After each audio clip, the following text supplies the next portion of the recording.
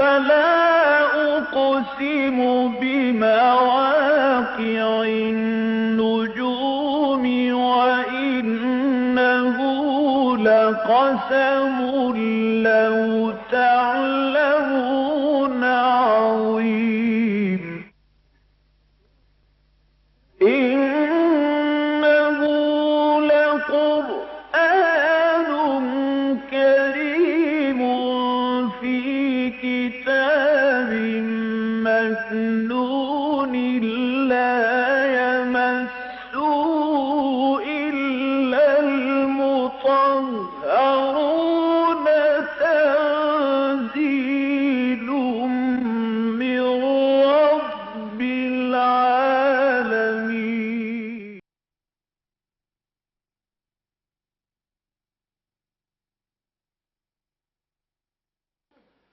نحمده ونصلي على رسوله الكريم اما بعد فقد قال الله تبارك وتعالى كما ورد في سورة النساء اعوذ بالله من الشيطان الرجيم بسم الله الرحمن الرحيم يا أيها الذين آمنوا كونوا قوامين بالقسط شهداء لله ولو على أنفسكم أو الوالدين والأقربين إن يكن غنيا أو فقيرا فالله أولى بهما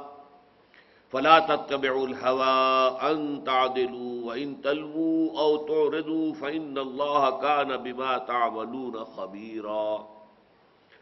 يا أيها الذين آمنوا بالله ورسوله والكتاب الذي نزل على رسوله والكتاب الذي أنزل من قبل ومن يكفر بالله وملائكته وكتبه ورسله واليوم الآخر فقد ضل ضلالا بعيدا ان الذين آمنوا ثم كفروا ثم آمنوا ثم كفروا ثم ازدادوا كفرا لم يكن الله ليغفر لهم ولا ليهديهم سبيلا بشر المنافقين بأن لهم عذابا أليما الذين يتخذون الكافرين أولياء من دون المؤمنين أيبتغون عندهم العزة فإن العزة لله جميعا وقد نزل عليكم في الكتاب أن إذا سمعتم آيات الله يكفر بها ويستهزأ بها فلا تقعدوا معهم حتى يخوضوا في حديث غيره إنكم إذا مثلهم إن الله جامع المنافقين والكافرين في جهنم جميعا صدق الله العظيم رب اشرح لي صدري ويسر لي أمري واحلل عقدة من لساني يفقهوا قولي سورہ نساء کی آیت نمبر 136 قرآن مجید کی اہم ترین آیات میں سے ایک ہے۔ اس میں امت مسلمہ کا جو مقام اور مرتبہ ہے، جو اس کے ذمے اللہ کی طرف سے ایک فریضہ عائد کیا گیا ہے، اس کا ذکر ہے۔ جیسے کہ ہم نے دیکھا سورہ بقرہ میں وَكَذَلِكَ جَعَلْنَاكُمْ أُمَّةً وَسَطًا لِتَكُونُوا شُهَدَاءَ عَلَى النَّاسِ وَيَكُونَ الرَّسُولُ عَلَيْكُمْ شَهِيدًا، اسی طرح ہم نے تمہیں ایک امت وسط بنایا ہے، درمیانی امت بنایا ہے، بہترین امت بنایا ہے تاکہ تم گواہ ہو جاؤ پوری نوع انسانی پر اور اللہ کے رسول گواہ ہو جائیں تم پر۔ وہ اللہ کے ہاں کھڑے ہو کر یہ گواہی دیں گے قیامت کے دن کہ اللہ جو تیرا دین، تیری ہدایت میرے پاس آئی تھی میں نے انہیں پہنچا دی تھی، اور یہی گواہی تمہیں دینی ہوگی کہ تم نے وہ دین پھر آگے پوری نوع انسانی کو پہنچا دیا۔ خدا نہ خواستہ اگر اس میں تم ناکام نکلے تو گویا کہ لوگوں کی جو گمراہی ہے اس کا وبال بھی تم پر آئے گا کہ اللہ انہوں نے ہم تک بات پہنچائی نہیں، ان کے ذمہ تھا ہم تک پہنچانا۔ یہی مضمون پھر آگے آ گیا ہے سورہ آل عمران میں کنتم خیر امت اخرجت للناس تأمرون بالمعروف وتنہون عن المنکر وتؤمنون باللہ، تم وہ بہترین امت ہو جسے دنیا والوں کے لیے نکالا گیا ہے۔ دنیا کی دوسری قومیں اپنے لیے جیتی ہیں اور اپنے لیے محنت کرتی ہیں، اپنی فلاح، اپنی بہبود، اپنا غلبہ، اپنی قوت، لیکن یہ کہ تمہیں تو دنیا والوں کے لیے جینا ہے۔ ہم تو جیتے ہیں کہ دنیا میں تیرا نام رہے، کہیں ممکن ہے کہ ساقی نہ رہے جام رہے، تمہیں ساقی بننا، یہ جام ہدایت ہے قرآن مجید، اسے پوری دنیا میں پھرانا ہے، نیکی کا حکم دینا ہے، بدی سے روکنا ہے۔ تمہارا تو گویا کہ فرض منصبی یہ ہے کہ تم اللہ کی طرف سے یہاں پر اس زمین پر تم پولیس فورس ہو، جیسے ہر حکومت کی ایک پولیس فورس ہوتی ہے، ایسے ہی وہ ڈیوائن کنگڈم جو ہے آسمانوں اور زمین کی، اس میں امت مسلمہ کو پولیس فورس کی حیثیت حاصل ہے کہ وہ نیکی کو قائم کرے، بدی کو روکے، نیکی کا حکم دے، بدی سے منع کرے۔ اب یہ تیسرا مقام ہے کہ جس میں امت کا بحیثیت مجموعی جو رول ہے، جو کردار ہے، جو ذمہ داری اسے سونپی گئی ہے، وہ سامنے آ رہی ہے۔ اس سے اگلی صورت میں پھر یہی آیت ذرا مختلف ترتیب کے ساتھ سامنے آئے گی۔ تو یہ چاروں صورتیں جو ہے مدنی جو طویل ہیں اور شروع میں ہے قرآن مجید کے سورہ بقرہ، سورہ آل عمران، سورہ نساء، سورہ مائدہ، ان چاروں میں یہ مضمون موجود ہے۔ چنانچہ یہاں کن الفاظ میں آیا ہے؟ یا ایھا الذین آمنوا، اے اہل ایمان، کونوا قوامین بالقسط، بن جاؤ پوری طاقت کے ساتھ کھڑے ہونے والے عدل و انصاف کے لیے۔ کونوا قوامین، قام یقوم قائم، کھڑا ہونا، قائم وہ جو کھڑا ہے، فعال کے وزن پر قوام، پوری طاقت سے کھڑا ہے، ہر دم کھڑا ہے، یہ تمہارا رول ہے۔ قوامین بالقسط، عدل انصاف، دنیا میں سے ظلم کا خاتمہ اور عدل و انصاف کا قیام، یہ تمہاری ذمہ داری ہے۔ شہداء للہ، اللہ کے حق میں گواہی دیتے ہوئے، یعنی اللہ نے تمہیں دیا ہے نظام عدل و قسط، اللہ نے بتایا ہے کس کا کیا حق ہے، تو گویا کہ جب عدل و قسط قائم کرتے ہو تو تم اللہ کی گواہی دے رہے ہو، اللہ کے گواہ بن کر کھڑے ہو جاؤ گے۔ یہ گویا کہ ایک ہی سکے کے دو پہلو ہیں۔ اگر تم قوام بالقسط بنتے ہو تو گویا کہ شہداء للہ بن جاتے ہو، اللہ کے حق میں گواہی دینے والے۔ اگر تم اللہ کے حق میں گواہی دینے والے بنتے ہو تو گویا کہ تم قوام بالقسط بن جاتے ہو۔ یہ مضمون کس قدر اہم ہے، اس کو یوں سمجھیے کہ قرآن مجید میں سب سے پہلے تو یہ بات سامنے آتی ہے کہ اللہ کی صفات میں سے یہ ہے کہ وہ حق کو قائم کرنے والا ہے۔ یہ سورہ آل عمران کی آیت ہے، شہد اللہ انہ لا الہ الا ہوا والملائکۃ واولو العلم قائما بالقسط، اللہ تعالیٰ خود گواہ ہے اس پر کہ اس کے سوا کوئی معبود نہیں، اور سارے فرشتے اس پر گواہ ہیں، اور انسانوں میں سے جو اولو العلم ہیں، علم، فہم، شعور رکھنے والے، وہ بھی گواہ ہیں، اور یہ کہ قائما بالقسط، اللہ عدل و انصاف کا قائم کرنے والا ہے۔ اس اعتبار سے آپ غور کریں گے تو ایک اور نقطہ سامنے آنا چاہیے کہ اللہ تعالیٰ کے جو صفاتی نام ہیں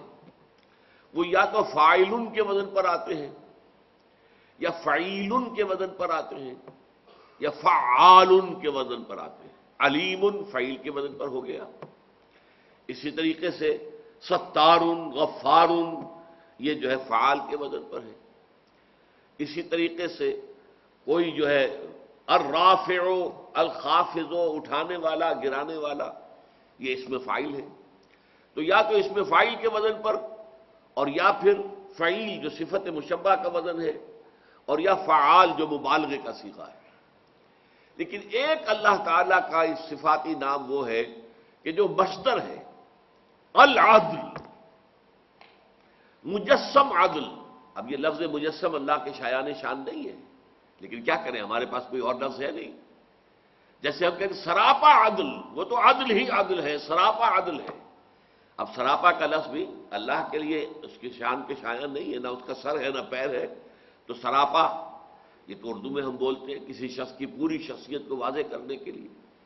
اسی طرح نہ اس کا کوئی جسم ہے کہ اس کو ہم یہ کہیں کہ وہ تو عدل مجسم ہے۔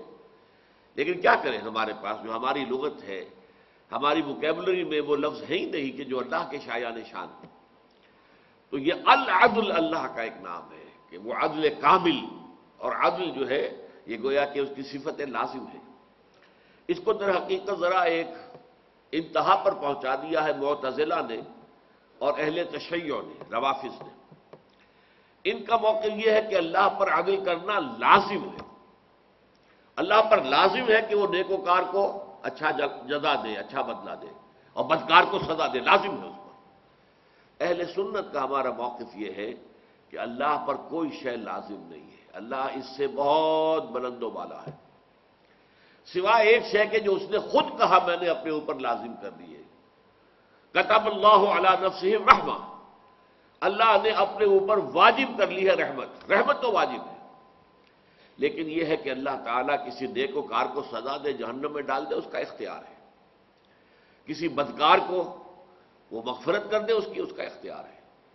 اگرچہ ہم جانتے ہیں کہ وہ نیک وکاروں کو بدلہ دے گا، اچھا بدلہ دے گا، جزا دے گا، بدکاروں کو سزا دے گا، لیکن یہ اور بات ہے کہ وہ ایسا کرے گا،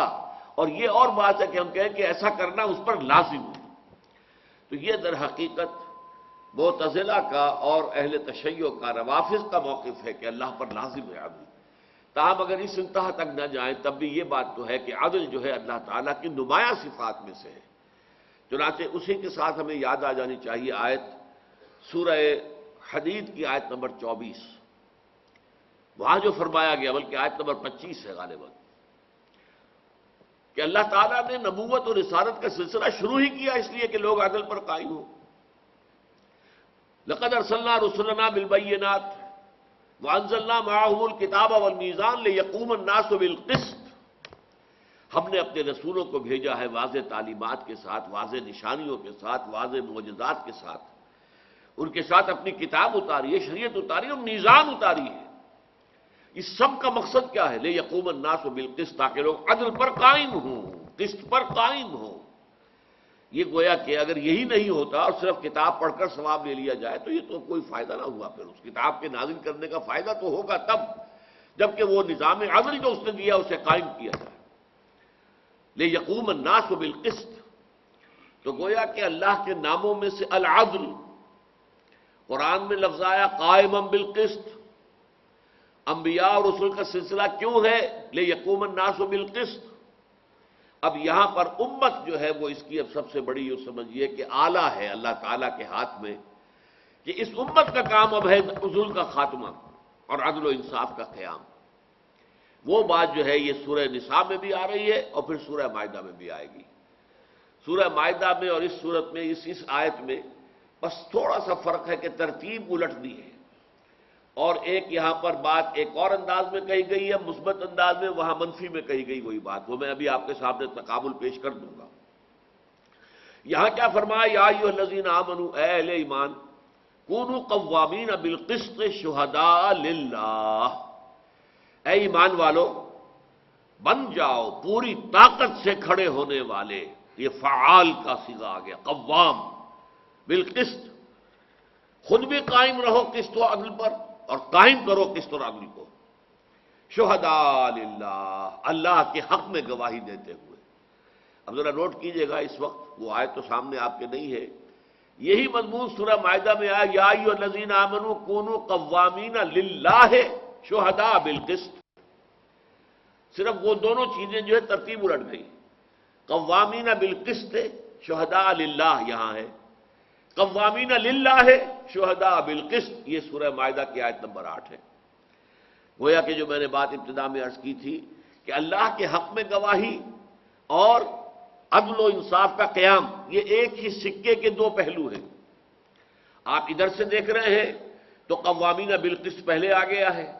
شہداء بالقسط بعد میں آیا ہے، اسی کو الٹی طرف سے دیکھیے تو قوامین للہ شہداء بالقسط، بات تو ایک ہی ہے۔ جب اللہ خود قائم بالقسط ہے، جب اللہ خود العدل ہے،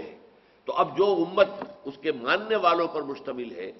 اللہ کو مانتی ہے، اللہ پر ایمان رکھتی ہے، اس کا فرض ہے کہ وہ دنیا میں عدل و انصاف کو قائم کرے اللہ کی حق میں گواہی دینے کے لیے، اس لیے کہ وہ خود عدل ہے، العدل، تو اس کے حق میں گواہی کیا ہوگی؟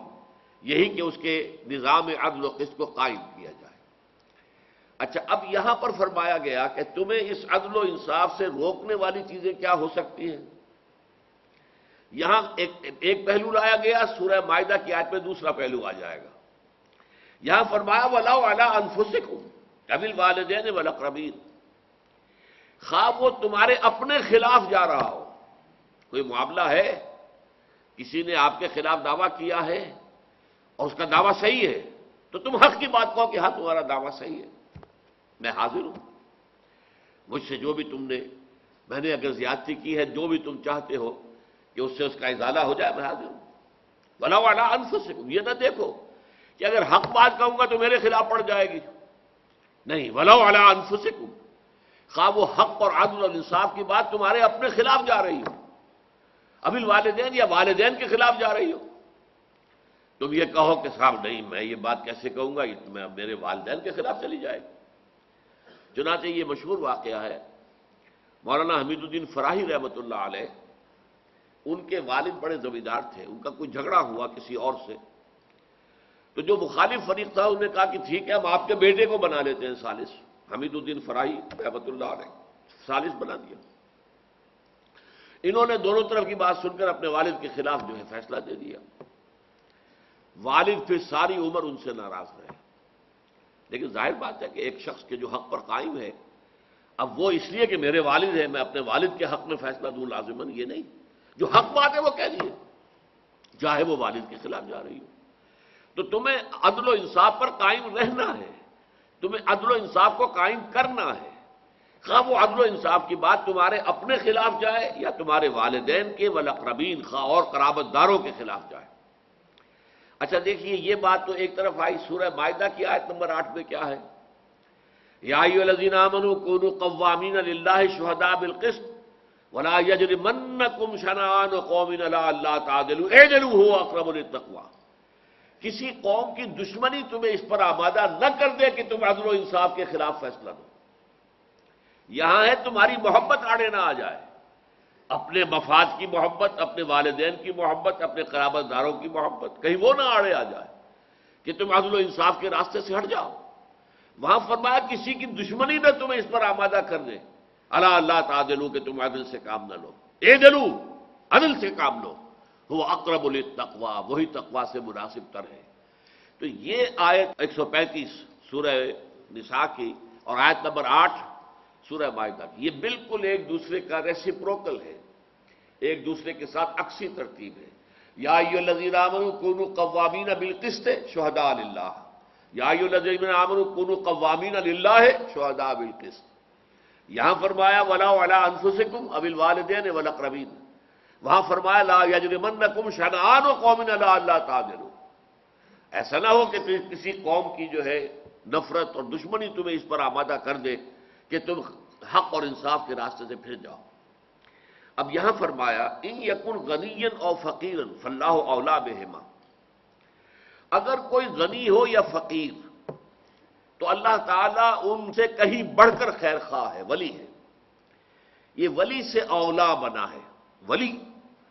یہ فعیل کے وزن پر ہے، اور اس کا افعل بنے گا اولا، وہ میرا ولی ہے تو اس سے آگے بڑھ جائے گا اولا میرا بہت ہی زیادہ ولی ہے، بہت بڑا ولی ہے، بہت بڑا پشت بنا ہے، بہت بڑا حمایتی ہے، بہت بڑا مددگار ہے۔ اب یہاں کیا بات ہے، یہ بھی نفسیاتی بات ہے، بھائی ٹھیک ہے اس مقدمے میں حق بات تو یہ ہے کہ اس امیر آدمی کا حق ہے، لیکن یہ غریب ہے، چلو اس کی غربت کا خیال کر کے اس کے حق میں فیصلہ دو، غلط بات۔ تم اس غربت کے اور کسی کے امیر ہونے کے ٹھیکیدار نہیں، تمہیں عدل پر قائم رہنا ہے۔ باقی اللہ تعالیٰ اس غنی کا بھی ولی ہے اور اس جو فقیر ہے اس کا بھی ولی ہے، وہ ان کی مصلحتیں وہ خود دیکھے گا، تم نہیں ہو اس مقام پر کہ تم یہ طے کرو کہ یہ بیچارہ غریب ہے، اسے کوئی ڈگری مل جائے گی، اس کے حق میں ہو جائے گا، اسے کوئی جائیداد کا ٹکڑا مل جائے گا تو اچھا، قطعاً نہیں۔ نہ تو یہ چیز تمہیں روکے کہ میرے والد کے خلاف جا رہی ہے بات میں کیسے کہوں، میرے اپنے مفاد پر زد پڑ رہی ہے کیسے کہوں، میرے رشتہ داروں کے مفاد پر زد پڑتی ہے میں کیسے کہوں، اور نہ یہ کہ غنی اور فقیر کے درمیان فرق کر کے تم بیٹھ جاؤ کہ میں فقیر کا ساتھ دوں اور اپنی جگہ پر یہ سوچو کہ میں تو بڑا نیکی کا کام کر رہا ہوں، ایک امیر کے بجائے غریب کے ساتھ۔ لیکن حق اگر اس معاملے میں غنی کے ساتھ ہے تو تمہیں حق کا ساتھ دینا ہے۔ جیسے کہ عربی میں ایک مقولہ ہے در مع الحق ہے سدار، تمہیں تو حق کے ساتھ رہنا ہے، جدھر حق مڑے تم بھی مڑ جاؤ، دارا یا دورو مڑ جانا، در مع الحق ہے سدار، اب حق ادھر جا رہا ہے تو تم بھی ادھر جاؤ، حق ادھر جا رہا ہے تو تم بھی ادھر جاؤ، تمہیں تمہارا دامن جڑا ہونا چاہیے حق کے ساتھ، کوئی غنی ہو فقیر ہو۔ ان یکن غنیا او فقیرا فاللہ اولیٰ بہما، اللہ تعالیٰ ان کی مصلحتوں کو جاننے والا ہے، اللہ تعالیٰ تم سے کہیں بڑھ کر ان کا خیر خواہ ہے، اللہ تعالیٰ ان کے حق میں جو ہے جو بھی بہتر ہوگا فیصلہ کر دے گا۔ فلا تتبعوا الہویٰ ان تعدلوا، دیکھنا ایسا نہ ہو کہ خواہش نفس کی پیروی کرتے ہوئے تم عدل سے ہٹ جاؤ۔ وَإِن تَلْوُوا أَوْ تُعْرِضُوا، اور اگر تم توڑو مروڑو گے، بعض اوقات ایسا ہوتا ہے کہ ایک آدمی سیدھی بات کرے تو وہ تو سیدھی ہو جاتی، ذرا ہیر پھیر کر کے اس بات کو توڑا جائے مروڑا جائے، یہ تلوو ہے۔ جیسے کہ یلوون انفسہم، وہ اپنی زبانوں کو توڑتے تھے مروڑتے تھے منافق اور یہودی، کہ اگر کہنا ہے حضور سے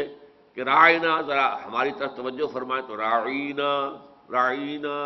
اے ہمارے چرواہے، اب دل میں خوش ہو رہے ہیں ہم نے انہیں چرواہا کہا ہے، لیکن اگر کہے کوئی کچھ پکڑے تمہارا دماغ خراب ہے، تمہارے کان میں معلوم ہوتا ہے کہ میل بہت جمع ہو گیا، ہم نے تو راعینا کہا تھا۔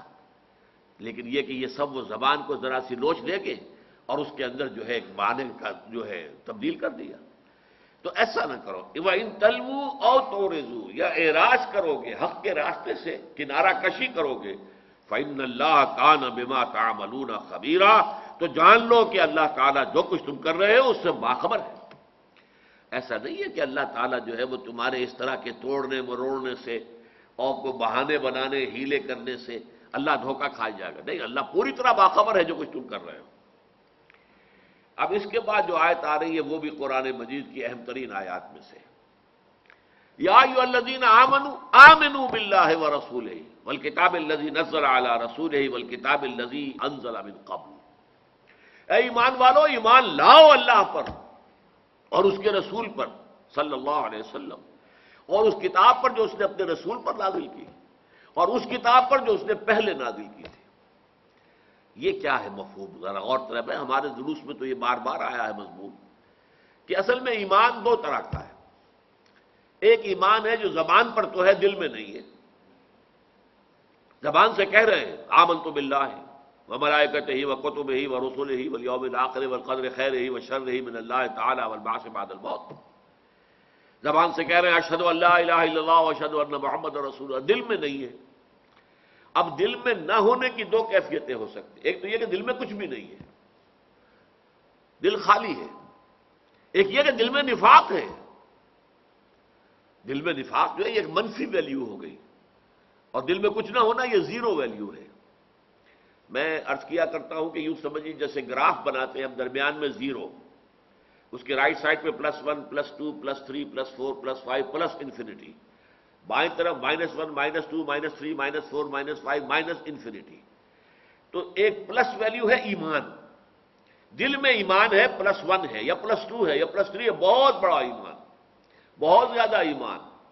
پلس انفینٹی ابو بکر والا ایمان، محمد الرسول اللہ والا ایمان صلی اللہ علیہ وسلم، اور ادھر مائنس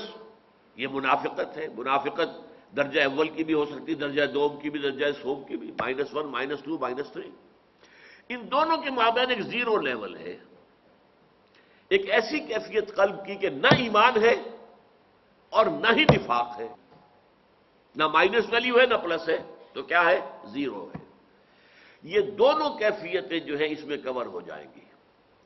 کہ اگر تمہارے دل میں نفاق ہے، معاذ اللہ دل کو ٹلوڈ لو، اس کی اصلاح کی فکر کرو، اور اگر نفاق نہیں ہے الحمدللہ، لیکن یہ کہ یقین والا ایمان بھی نہیں ہے، دل میں وہ یقین بھی نہیں ہے، ان دونوں کیفیتوں میں اب خطاب کیا جا رہا ہے۔ اے وہ لوگوں جو ایمان قانونی کا تقاضا تو پورا کر چکے ہو، تم نے کہہ دیا اشہد ان لا الہ الا اللہ واشہد ان محمد رسول اللہ، ایمان کا قانونی تقاضا پورا ہو گیا، تم مسلمان ہو، اور کوئی دوسرا شخص یہ نہیں کہہ سکتا تم مومن نہیں ہو، ہم پڑھ چکے لستا مومنا، کبھی نہ کہنا کسی کو تم مومن نہیں ہو، اس لیے کہ تمہیں کیا پتا اس کے دل میں کیا ہے، ہم تو نہیں طے کر سکتے کہ اس کے دل میں ایمان ہے یا نہیں ہے، تو اللہ جانتا ہے، دل کا معاملہ تو اللہ تعالیٰ کے علم ہے، ہمارے علم میں تو نہیں ہے، لیکن ہم اسے کہیں گے ٹھیک ہے۔ لیکن جو شخص خود اپنے دل کو ٹٹولے اور محسوس کرے کہ نہیں ہے، یا جو منافق ہے، اس سے کہا جا رہا ہے آمنوا باللہ ورسولہ، ایمان لاؤ جیسا کہ ایمان لانے کا حق ہے، اللہ پر بھی، اس کے رسول پر بھی، اور اس کتاب پر بھی جو اس نے اپنے رسول پر نازل کی ہے صلی اللہ علیہ وسلم، یعنی حضور پر، یعنی یہ قرآن مجید، والکتاب الذی انزل من قبل، اور اس کتاب پر بھی جو اس نے پہلے نازل کی تھی، یعنی تورات۔ یہ ذہن میں رکھیے کہ پہلے جو اللہ نے کتابیں نازل کی ہیں اس میں کتاب ہونے کی حیثیت صرف تورات کو حاصل ہے۔ باقی تو یہ ہے کہ حقیقت جو شریعت دی گئی تھی تورات میں، باقی اس طرح تمام انبیاء جو ہیں بنی اسرائیل کے، وہ اسی شریعت کے نفاذ کے لیے اور اسی کی تعلیم و تلقین کے لیے آپ کام کرتے رہے، انہیں صحیفے تو دیے گئے۔ حضرت داؤد کو اگر زبور دی گئی ہے یا حضرت عیسیٰ کو انجیل دی گئی ہے، انجیل میں حکمت ہے، اخلاقی تعلیمات ہے، قانون تو نہیں ہے۔ قانون تو شریعت یا تو موسیٰ کی تھی یا محمد کی ہے صلی اللہ علیہ وسلم علیہ الصلوۃ والسلام۔ شریعت حضرت موسیٰ کی شریعت تھی اور آج بھی ہے، یہودی اس کے علمبردار ہے، ان میں سے بہت سے لوگ اس شریعت پر عمل کرتے ہیں۔ سبت کا حکم ابھی تک اس کی پوری پابندی کرنے والے سارے یہودی نہیں ہیں، جیسے سارے مسلمان عملی مسلمان نہیں ہیں، ایسے سارے یہودی بھی سیکولر یہودی بھی ہے، لیکن یہ کہ یہودی ہے، لیکن جو ان میں مذہبی یہودی ہیں وہ تو واقعہ یہ ہے کہ تمام شریعت پر عمل کرنے والے وہ ذبیحہ ہی کھائیں گے۔ انہی کی وجہ سے پورے یورپ کے اندر جو ہے وہ کوشر میٹ کا علیحدہ تصور ہے، اور ہوائی جہازوں میں آپ کو کوشر جو ہے کھانا علیحدہ ملتا ہے، کیونکہ وہ یہودیوں کے طریقے پر، اور یہودیوں کا اور مسلمانوں کا طریقہ ایک ہی ہے ذبح کرنے کا، کہ یہ گردن کے سافٹ پارٹس کٹے، یہ ہڈی جو ہے یہ نہ کٹے، حرام مغز جو ہے انٹیکٹ رہے، تاکہ جسم کے اندر پھر جو ہے وہ تناؤ اور کھچاؤ پیدا ہو، جیسے کہ آپ نے دیکھتے ہیں، آپ ذبح کرتے ہیں بکرے کو، پھر وہ جو ہے جس طریقے سے کہ اس کے اندر پیدا ہوتی ہے، ٹینشنز پیدا ہوتے ہیں، تو اس سے کیا ہوتا ہے کہ بلڈ سکویز آؤٹ ہو جاتا ہے تمام ٹیشوز سے، اور اگر پوری گردن اڑا دو اب بلڈ نہیں نکلے گا، چونکہ وہ اسپائنل کارڈ جو ہے حرام مغز جسے ہم کہتے ہیں وہ بھی کٹ گئی، لہذا اب اس کے اندر وہ رائگرز پیدا نہیں ہوں گے، اور خون جو ہے وہ نجس ہے، تو جسم کے اندر اگر خون رہ گیا تو وہ گوشت جو ہے وہ حرام ہو گیا، جب نکل گیا تو وہ حلال ہے۔ تو یہودیوں کا اور ہمارا ایک ہی طریقہ ہے۔ اسی طریقے سے یہود کے ہاں بھی سود حرام ہے، لیکن انہوں نے شکل یہ نکال لی کہ غیر یہودی سے سود لینا جائز ہے۔ جیسے ہمارے ہاں بھی ایک رائے ہے کہ دارالحرب میں سود لینا دینا جائز ہے، یہ بھی اب وہ دارالحرب کی بھی بڑی عجیب قسم کی تعریفیں کر دی گئی ہیں۔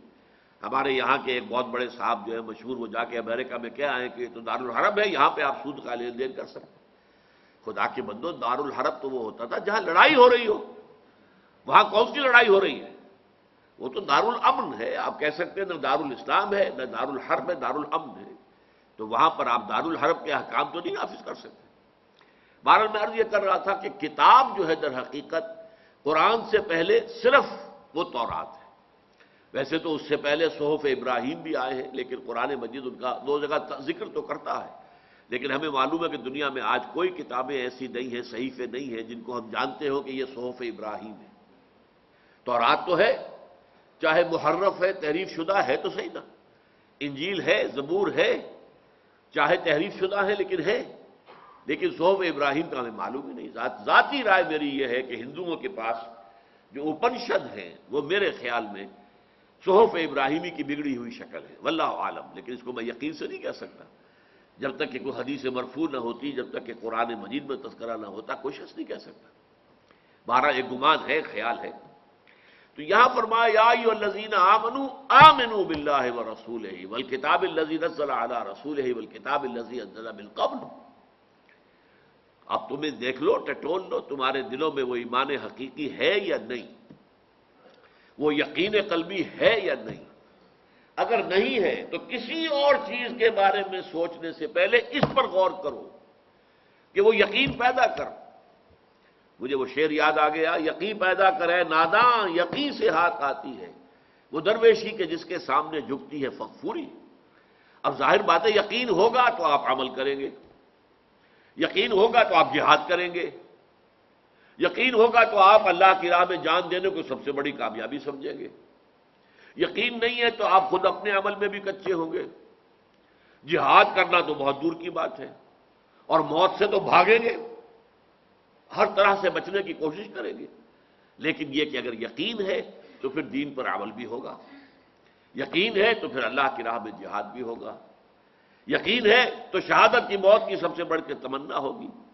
شہادت ہے مطلوب و مقصود مومن، نہ مال غنیمت نہ کشور کشائی۔ جب یہ یقین نہیں ہے اور اس یقین والے ایمان کی ڈیفینیشن جو ہے ہم بہت دفعہ پڑھ چکے ہیں، سورہ الحجرات کی آیت نمبر 15 میں ہے، اس لیے کہ آیت نمبر 14 میں اسلام اور ایمان کو علیحدہ کر دیا۔ قالت الاعراب آمنا قل لم تؤمنوا، اے نبی یہ بدو دعویٰ کر رہے ہیں کہ ہم ایمان لے آئے، آپ ان سے کہہ دیجئے تم ایمان ہرگز نہیں لائے ہو، ولکن قولوا اسلمنا، ہاں یہ کہہ سکتے ہو کہ ہم اسلام لے آئے، مسلمان ہو گئے۔ ولما يدخل الايمان في قلوبكم، ابھی تک ایمان تمہارے دلوں میں داخل نہیں ہوا۔ یہاں فرق ہو گیا کہ ایک ایمان وہ ہے جو ٹپ آف دی ٹنگ پر ہے، ایک ایمان وہ ہے جو راسخ ہو گیا، دل میں اتر کر جم گیا۔ اسی سورہ حجرات میں صحابہ کرام کے بارے میں کہا گیا وَلَكِنَّ اللَّهَ حَبَّبَ إِلَيْكُمُ الْإِيمَانَ وَزَيَّنَهُ فِي قُلُوبِكُمْ، اللہ نے تو تمہارے نزدیک ایمان کو بہت محبوب کر دیا ہے اور تمہارے دلوں میں کھما دیا ہے، مزین کر دیا تمہارے قلوب کو اس سے۔ تو یہ ایمان جو ہے اس کی تعریف کیا ہے؟ انما المؤمنون الذين آمنوا بالله ورسوله ثم لم يرتابوا وجاهدوا باموالهم وانفسهم في سبيل الله، حقیقی مومن تو صرف وہ ہیں جو ایمان لائیں اللہ پر اور اس کے رسول پر، پھر شک ہرگز نہ کریں، یقین بن جائے، اور وہ اس کا عملی ثبوت کیا ہوگا؟ جہاد کریں اللہ کی راہ میں اپنی مالوں کے ساتھ، اپنی جانوں کے ساتھ۔ اولئک هم الصادقون، صرف یہ لوگ سچے ہیں اگر یہ کہے کہ ہم مومن ہیں۔ تو یہ ایمان جو ہے، اب دو ایمان ہو گئے، ایک ایمان قانونی اقرار باللسان سے، ایک ایمان حقیقی قلب کے اندر یقین کی کیفیت۔ یہ جو ایمان قانونی ہے اس کے صرف 5 ارکان ہیں: شہادت، کلمہ شہادت، نماز، روزہ، حج، زکوٰۃ۔ یہ ایمان جو ہے یقین والا، اس کے مزید 2 ارکان ہو جائیں گے، شہادت ہی نہیں، یقین دل میں، اور نماز، روزہ، حج اور زکوٰۃ ہی نہیں، جہاد عمل میں، جو گویا کہ ایمان حقیقی کے 7 رکن ہو جائیں گے: دل میں یقین،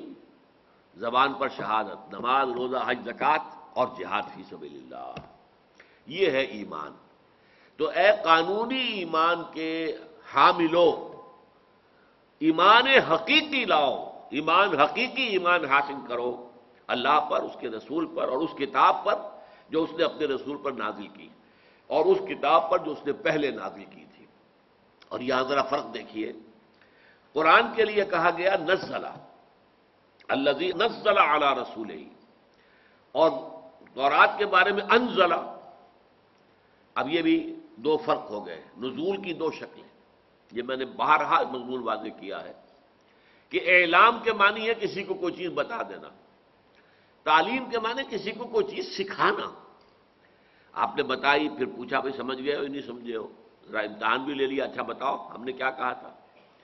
معلوم ہوا کہ نہیں پورا نہیں سمجھا، پھر سمجھایا، پھر سمجھایا، پھر سمجھایا، یہ تعلیم کہلاتی ہے۔ اور بتا دیا، ہم نے تو کہہ دیا بھائی تم سے، ہما علینا الا البلاغ، ہمارے ذمے سوائے پہنچا دینے کی ذمہ داری نہیں، یہ اعلام ہے۔ انزال کسی شے کو ایک ہی مرتبہ اتار دینا، تنزیل رفتہ رفتہ تدریجاً پورے اہتمام کے ساتھ اتارنا، یہ تنزیل ہے۔ قرآن حضور پر 23 برس میں نازل ہوا ہے، تھوڑا تھوڑا تھوڑا تھوڑا تھوڑا تھوڑا تھوڑا تھوڑا، اگرچہ شب قدر میں پورا قرآن لوح محفوظ سے سمائے دنیا تک اتار دیا گیا تھا، اس کے لیے انزال آتا ہے،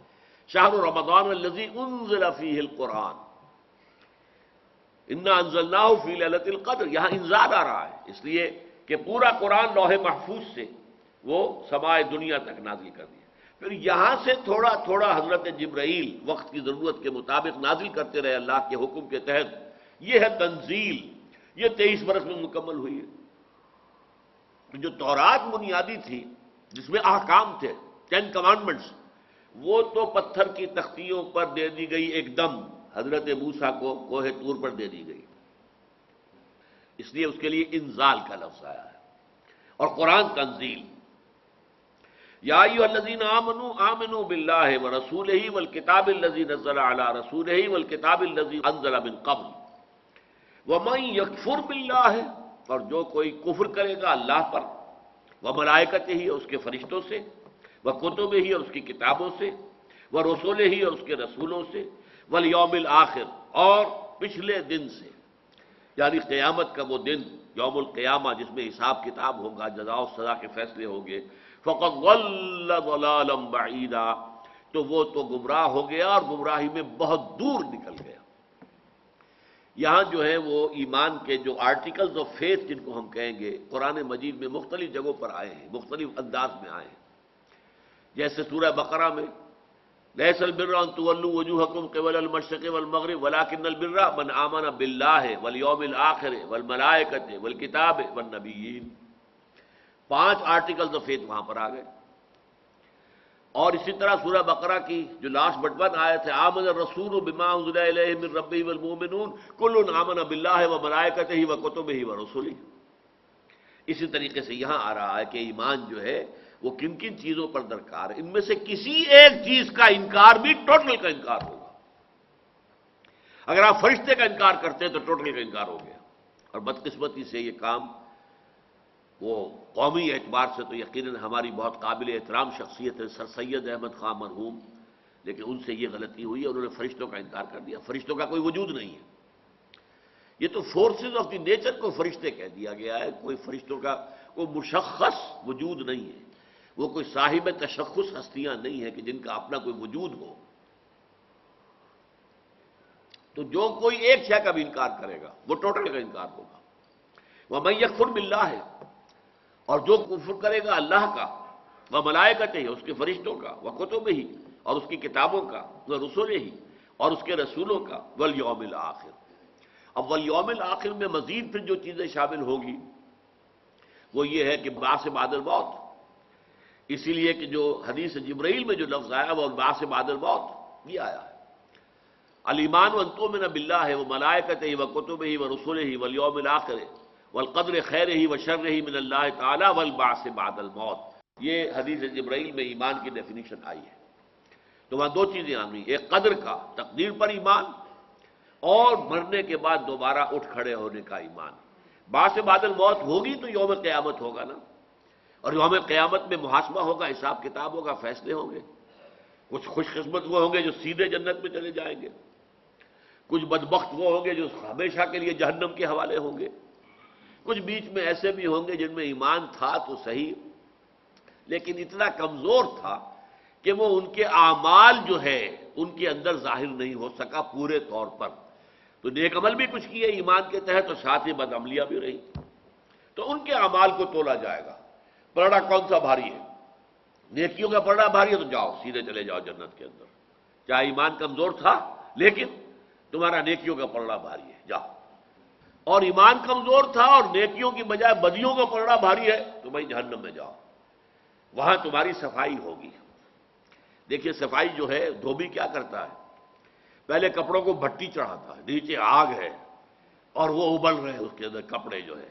اسی طرح جہنم کی آگ میں تپا کر تمہیں صاف کیا جائے گا۔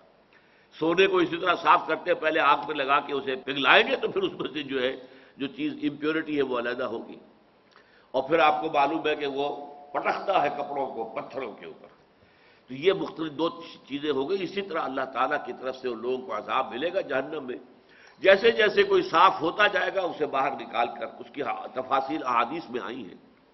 جب باہر نکالا جائے گا تو ایسے ہوگا جیسے کوئلے کے مانند جلا ہوا، اس کے بعد رفتہ رفتہ اس کی کیفیت بہتر ہوگی اور پھر جو ہے وہ اس کو جنت میں داخل کر دیا جائے گا۔ تو 3 کیٹیگریز ہو گئی، ایک وہ کہ جن میں ایمان سرے سے نہیں تھا، سیدھے جہنم میں اور ہمیشہ ہمیش کے لیے، ایک وہ کہ جن کا ایمان بھی بہت تھا اور اعمال بھی غالب تھے، نیکی کا پلڑا بھاری تھا، وہ سیدھے جنت میں اور ہمیشہ ہمیش کے لیے۔ یہ درمیانی ایک کیٹیگری ہے کہ جن کا ایمان کمزور تھا اور اس میں ان کی نیکیوں کا پلڑا جو ہے کمزور تھا، ہلکا تھا، بدیوں کا پلڑا بھاری تھا، تو انہیں جہنم میں داخل کر کے اور ان کی صفائی کر کے پھر انہیں جنت میں داخل کر دیا جائے گا۔ تو اب یہ چیزیں ہیں کہ جن کو ہم کہتے ہیں کہ آرٹیکلز آف فیتھ جو ہیں ہمارے ایمان کے۔ تو جو کوئی بھی کفر کرے گا اللہ کا، وہ ملائکتہ ہی، اس کے فرشتوں کا، وہ کتب ہی، اس کی کتابوں کا، وہ رسول ہی، اور اس کے رسولوں کا، والیوم الآخر، اور وہ پچھلے دن کا، قیامت کے دن کا، فقد ضل ضلالا بعیدا۔ اچھا اب یہ تو کیفیت آ گئی کفر اور ایمان۔ اب ایک درمیانی کیفیت ہے، جیسے میں نے بتایا نا کہ جہاں آخرت میں قیامت کے دن بھی 3 کیٹیگریز ہو جائیں گی۔ تو یہاں بھی ایک کیٹیگری ہے، ایک ہے کھلے کافر دنیا کے اندر، صاف کافر، مخالف، مشرک، ایک ہے اہل ایمان صحابہ کرام، درمیان میں کچھ لوگ ہیں مذبذبین بین ذالک، یہ الفاظ بھی آ جائیں گے آگے چل کر۔ وہ دل تو ان کا چاہتا ہے نیکی کے راستے پر چلے، لیکن جب وہاں کوئی تکلیف آتی ہے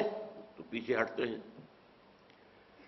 پھر ذرا ان کی طبیعت کے اندر جو ہے وہ نیکی کا غلبہ آتا ہے، پھر کچھ آگے بڑھتے ہیں، پھر کوئی امتحان آ گیا پھر پیچھے ہٹ گئے۔ تو ان کا یہ آسیلیشن ہوتی ہے، ادھر سے ادھر، ادھر سے ادھر، اور ان میں یہ اصل میں بیان ہے جو غیر شعوری نفاق ہوتا ہے ان کی کیفیت ہے یہ۔ ایک نفاق وہ ہے جو میں حقیقت نفاق کی تقاریر کے اندر کھل کر بیان کیا کرتا ہوں کہ ایک شخص جھوٹ موٹ ایمان لائے اور اسے معلوم ہے میں ایمان نہیں لایا ہوں، جیسے کوئی ہندو وہ مسلمانوں کی طرح داڑھی رکھ کر خطرہ کرا کر اور ہمارے سرحدی علاقوں میں داخل ہو جائے اور وہاں مسلمان بن کر رہے اور جاسوسی کرتا رہے۔ چنانچہ ایسی خبریں بھی آئیں کہ کوئی ہندو جو ہے وہ کسی آبادی میں گیا، وہاں امام مسجد کی حیثیت سے کئی سال تک مقیم رہا، اب جو حجرہ اس کا تھا اس کے اندر وہ ٹرانسمیٹر وغیرہ موجود تھے اور سرحدی علاقے میں تھا، تو فوج کی ذرا نقل و حرکت ہوتی تھی اطلاع دیتا رہتا تھا، وہ پکڑا گیا، وہ ٹرانسمیٹر وغیرہ بھی اس کے اندر برآمد ہو گئے۔ تو یہ شخص جو ہے یہ جانتا ہے کہ میں ایمان نہیں لایا، میں مسلمان نہیں ہوں، میں بنا ہوا ہوں دھوکہ دینے کے لیے مسلمان، لہذا وہ ہے منافق شعوری طور پر، ارادی طور پر، خود جانتا ہے۔ ایسے ہی یہودیوں نے ایک سازش کی تھی مدینہ منورہ میں کہ یہ جو اسلام کی دھاک جو ہے بیٹھ گئی ہے کہ جو شخص ایمان لے آئے اس کے ٹکڑے کر دو تب بھی وہ واپس نہیں ہوتا، بڑا سے بڑا امتحان، بڑی سے بڑی آزمائش۔ تو یہ جو گڈ ول بن گئی ہے اس کو ذرا کمزور کرنے کے لیے ایسے کرو، ہم صبح کے وقت ایمان کا اعلان کریں گے اور سارا دن حضور کی صحبت میں رہیں گے، شام کو ہم پھر کہہ دیں گے نہیں جی نہیں کچھ نہیں ہے یہاں، یہ تو دور کے ڈھول سہانے تھے، ہم نے قریب آ کے دیکھ لیا کچھ نہیں ہے تو ہم تو واپس جا رہے ہیں اپنے دین میں۔ یہ سازش ہے جس کا سورہ آل عمران میں ذکر موجود ہے۔ جس چیز پر یہ اہل ایمان لائے تم بھی صبح کے وقت اس پر ایمان کا اعلان کر دو، وَاغْفِرُوا آخِرَهُ، اور آخری حصہ جن کا آئے تو کفر کر دو، مرتد ہو جاؤ۔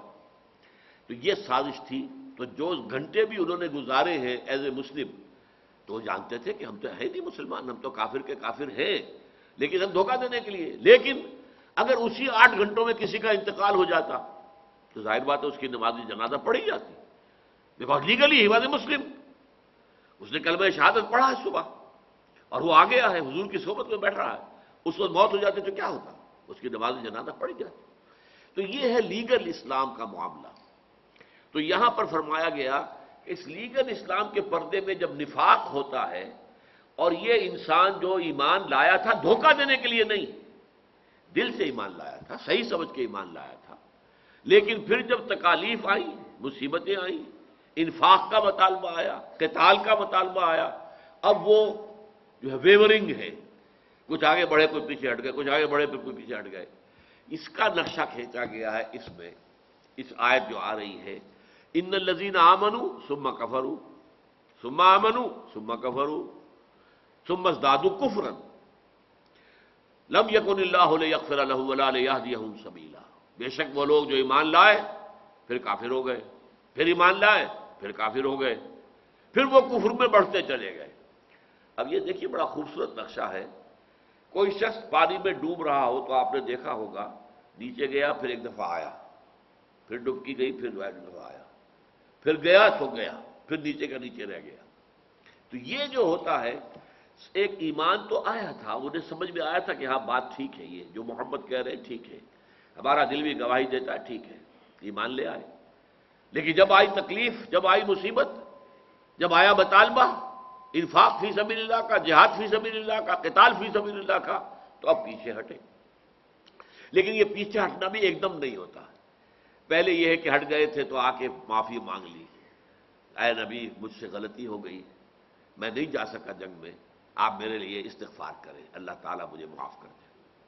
اس وقت تک تو ہم کہیں گے کہ یہ نفاق نہیں ہے، یہ ضعف ایمان ہے، ایمان کی کمزوری کے علاوہ۔ اس سے آگے بڑھ کر جھوٹے بہانے بنانے شروع کر دیے. میری یہ مجبوری ہے، میرا یہ معاملہ ہے، میری بیمار ہے، اس کو دیکھنے والا کوئی نہیں ہے، حضور میں نہیں جا سکتا. اچھا جاؤ، مت جاؤ، بیٹھ جاؤ.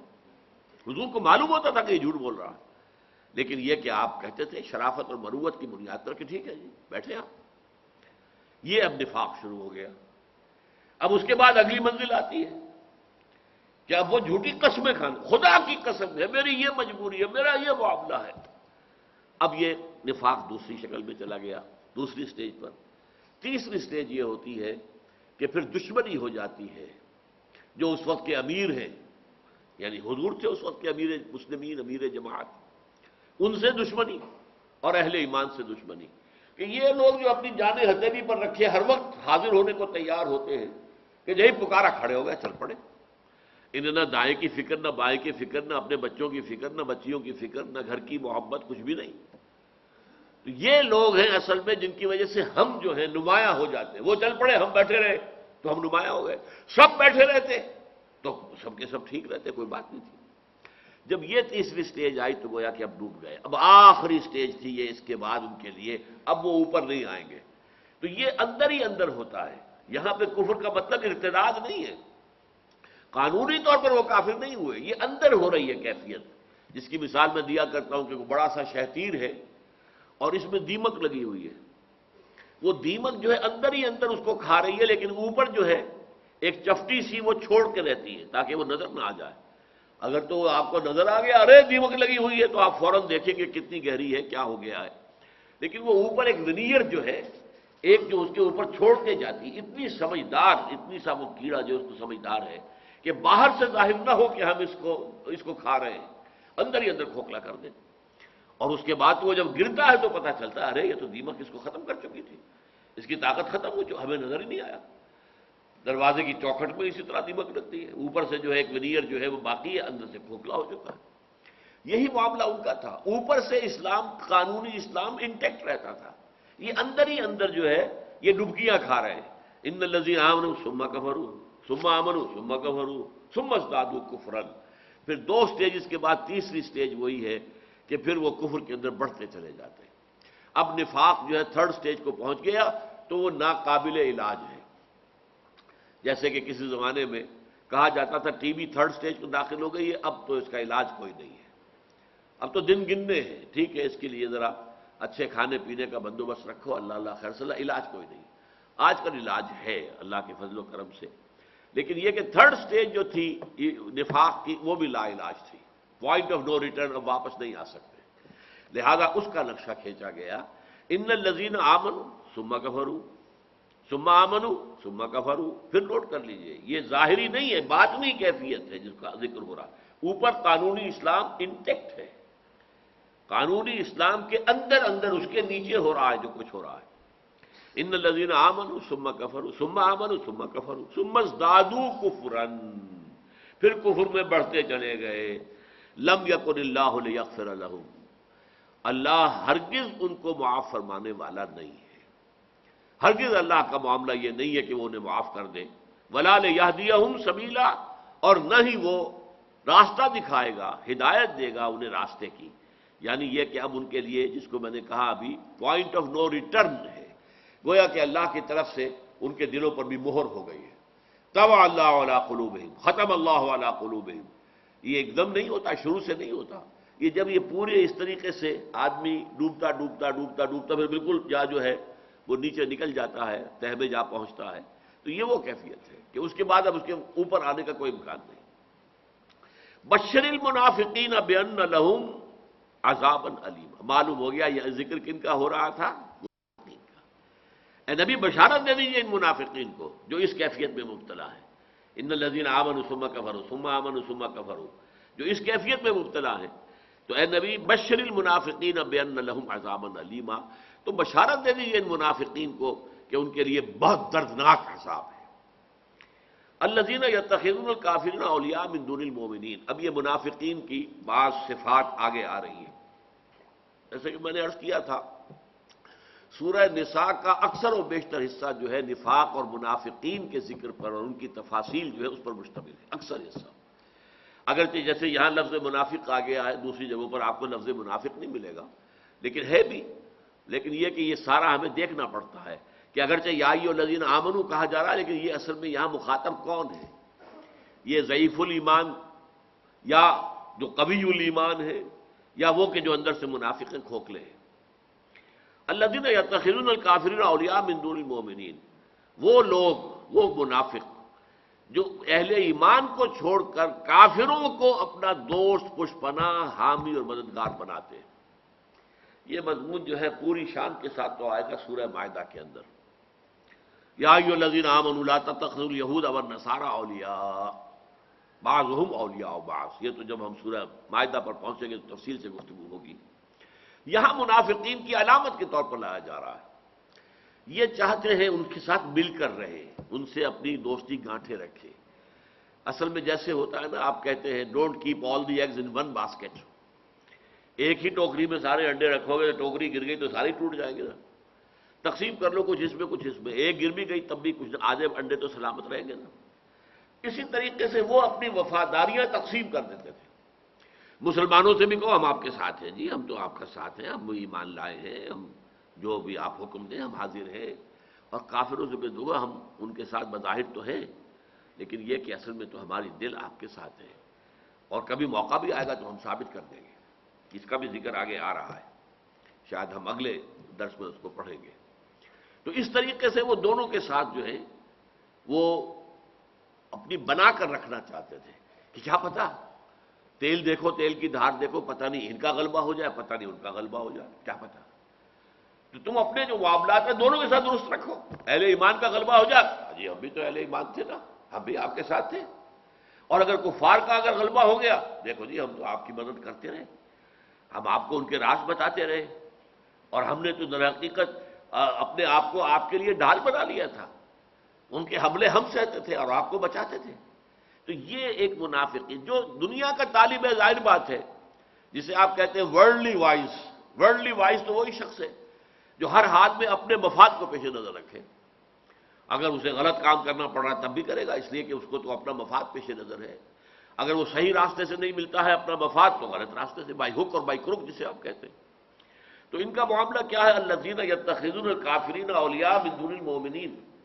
ایبتغون عندهم العزہ، کیا یہ ان کے پاس عزت کے طلبگار ہیں؟ چاہتے ہیں کہ ہم ان کے ساتھ ہی اگر رہیں گے تو ہمیں عزت ملے گی، ہمیں دنیا کے اندر ایک مقام ملے گا، ہماری ایک حیثیت ہوگی۔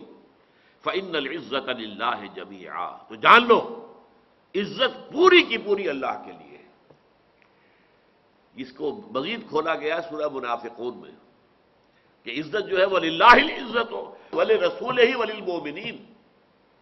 عزت تو ہے صرف اللہ کے لیے اور اہل ایمان اور رسول کے لیے اور اہل ایمان کے لیے، اصل عزت تو ان کی ہوگی۔ وقت آ جائے گا، دیکھ لو گے تم، کفر کا جو ہے اس کا بھی جو ہے بیڑا غرق ہوگا، اور شرک کا بھی بیڑا غرق ہوگا، اور نفاق کا بھی بیڑا غرق ہو کر رہے گا، اور جزیرہ نما جو ہے یہ چمن معمور ہوگا نغمہ توحید سے، وہ کیفیت دیکھ لو گے تم، چند سال کی بات ہے نا، یہ بات تمہارے سامنے آ جائے گی کہ یہ جھوٹی عزتیں ہیں، یہ جھوٹے وقار ہیں، یہ دولت کی بنا پر ہے یا کسی اور جو بھی اس وقت کے سیاسی نظام میں انہیں حیثیت حاصل ہو گئی ہے، یہ سب یوں سمجھیے کہ ایک کھیل ہو رہا ہے، یہ اس کے ایکٹرز ہیں، جیسے کھیل ختم ہوگا تو معلوم ہوگا کچھ بھی نہیں، یہ ایکٹر کے طور پر بنے ہوئے تھے بادشاہ، اور یہ ایکٹر کے طور پر بنے ہوئے تھے وزیر اعظم، ان کی تو حیثیت کچھ بھی نہیں۔ تو اسی لیے فرمایا ایبتغون عندهم العزہ، کیا یہ ان کے پاس جو اس قدر ان سے مل جل کر رہنا چاہتے ہیں تو عزت کے متلاشی ہیں۔ فإن العزة للہ جمیعا، تو جان لو کہ عزت تو اللہ ہی کے لیے ہے کل کی کل۔ ان کی ایک اور علامت بیان ہوئی، وقد نزل علیکم فی الکتاب، اور تم پر یہ بات نازل کر دی گئی تھی کتاب میں، اللہ نے نازل کر دی تھی یہ ہدایت کتاب میں، اس سے مراد ہے سورہ انعام کی ایک آیت، وہ ابھی میں کوٹ کر دوں گا کہ ان سے کیا کہا گیا تھا، ان اذا سمعتم آیات اللہ یکفر بہا ویستہزأ بہا، کہ اہل ایمان جب تم سنو کہ اللہ کی آیات کا انکار کیا جا رہا ہے یا استہزاء کیا جا رہا ہے۔ یہ کافر لوگ جو ہوتے تھے وہ اپنی محفلوں میں مذاق اڑایا کرتے تھے، لو جی آج محمد نے یہ کہہ دیا صلی اللہ علیہ وسلم، یہ کہہ دیا 19 فرشتے ہیں جہنم کے اوپر، تو 19 تو کوئی زیادہ نہیں ہے، ان میں سے ایک نے کہا بھائی 10 کے لیے تو میں کافی ہوں اکیلا، باقی 9 کی تم فکر کر لینا، اس طرح سے مذاق ہنسی مذاق میں اڑایا کرتے تھے۔ اب اگر کوئی منافق ہے ان کے پاس بیٹھا رہتا ہے، سنتا رہتا ہے، نہ کوئی احتجاج کرتا ہے نہ وہاں سے اٹھ کر جاتا ہے۔ اچھا احتجاج کرے گا تو مار پڑ جائے گی، تو کم سے کم یہ تو کرے نا کہ وہاں سے اٹھ کے چلا جائے۔ یہ حکم تھا جو سورہ انعام میں آ گیا تھا، مکی صورتوں میں۔ وہ کیا ہے وہ میں آیت آپ کو سنا رہا ہوں۔ وَإِذَا رَأَيْتَ الَّذِينَ يَخُوضُونَ فِي آيَاتِنَا، جب تم دیکھو کہ ان لوگوں کو جو ہماری آیات میں مین میخ نکال رہے ہیں، فَأَعْرِضْ عَنْهُمْ، تو ان سے اعراض کر لو، ہٹ جاؤ وہاں سے، حَتَّى يَخُوضُوا فِي حَدِيثٍ غَيْرِهِ، یہاں تک کہ وہ کسی اور بات میں مشغول ہو جائیں۔ یعنی یہ کہ مومن صادق کا ظاہر بات ہے اسے تعلق توڑنا تو نہیں ہے، ان تک حق پہنچانا ہے، دعوت و تبلیغ کرنی ہے۔ اگر بالکل مقاطعہ کر دیں تو پھر کیسے موقع ملے گا دعوت و تبلیغ کا؟ لیکن یہ کرو کہ جب ایسا ہو رہا ہو تب ان کے پاس مت بیٹھو، وہاں سے اٹھ کر چلے جاؤ۔ اذا رأيت الذين يخوضون في آياتنا فأعرض عنهم حتى يخوضوا في حديث غيره، یہاں تک کہ وہ کسی اور معاملے کے اندر اب ان کی گفتگو کا رخ جو ہے وہ بدل جائے، پلٹ جائے، کسی اور معاملے پر بات کر رہے ہیں، تو اس وقت تک کے لیے تم ان سے کنارہ کشی اختیار کیے رکھو۔ وَإِمَّا يُنْسِيَنَّكَ الشَّيْطَانُ، اور اگر کہیں تمہیں شیطان بھلا ہی دے، اس محفل میں بیٹھے تھے، تمسخر شروع ہو گیا ہے حضور کے بارے میں اور قرآن کے بارے میں، تمہیں یاد نہیں رہا کہ ہماری تو ہدایت یہ تھی، پھر اچانک درمیان میں یاد آ گیا کہ یہ تو غلط کام میں کر رہا ہوں۔ وَإِمَّا يُنْسِيَنَّكَ الشَّيْطَانُ فَلَا تَقْعُدْ بَعْدَ الذِّكْرَىٰ مَعَ الْقَوْمِ الظَّالِمِينَ، تو جب بات یاد آ جائے تو پھر مزید مت بیٹھنا، پھر بھی بیٹھو گے تو پھر مجرم ہوگے، پھر اللہ تعالیٰ کے ہاں حساب ہو جائے گا، پھر تم سے پوچھا جائے گا، تو you will be responsible, you will be held accountable. یہی بات یہاں پر دہرا دی گئی ہے۔ وَقَدْ نَزَّلَ عَلَيْكُمْ فِي الْكِتَابِ أَنْ إِذَا سَمِعْتُمْ آيَاتِ اللَّهِ يُكْفَرُ بِهَا وَيُسْتَهْزَأُ بِهَا فَلَا تَقْعُدُوا مَعَهُمْ حَتَّىٰ يَخُوضُوا فِي حَدِيثٍ غَيْرِهِ، یہ بات تم پر نازل کر دی گئی تھی کہ جب تم دیکھو سنو اللہ کی آیات کا انکار بھی کیا جا رہا ہے اور مذاق اڑایا جا رہا ہے، تو مت بیٹھو ان کے ساتھ یہاں تک کہ وہ کسی اور بات میں مشغول ہو جائیں۔ انکم اذا مثلہم، اگر تم وہاں بیٹھو رہو گے تو ان جیسے ہی ہوگے، تم بھی اللہ کے نزدیک ان جیسے ہوگے، ان کے ساتھ شمار کیا جائے گا۔ یعنی بے حمیت ہو، بے غیرت ہو، تم اللہ کا مذاق اڑ رہا ہے، اللہ کی کتاب کا مذاق اڑ رہا ہے، اللہ کی آیات کا مذاق اڑ رہا ہے، اللہ کے نبی کا، اور پھر بیٹھے ہوئے تو وہاں پر، تو یہ ایمانی غیرت تمہارے اندر نہیں ہے، پھر اللہ تعالیٰ تمہیں انہی میں شمار کرے گا۔ تمہارا حساب جو ہے، اور یا یہ مانی ہے کہ اگر تم اس طرز عمل پر قائم رہے تو پھر اللہ تمہیں بھی ویسا ہی کر دے گا۔ تمہارے اندر سے ایمان کی اگر حمیت اور غیرت ختم ہوئی ہے تو پھر ایمان بھی ختم ہو جائے گا۔ انکم اذا مثلہم، پھر تم انہی جیسے ہو جاؤ گے۔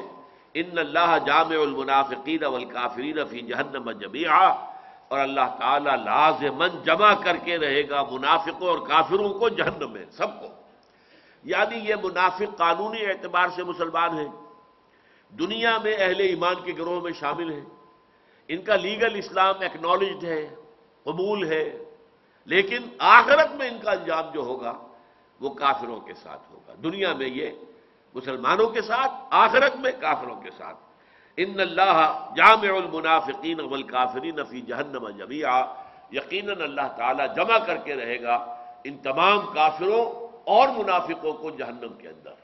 بارک اللہ لی ولکم فی القرآن العظیم ونفعنی وإیاکم بالآیات والذکر الحکیم۔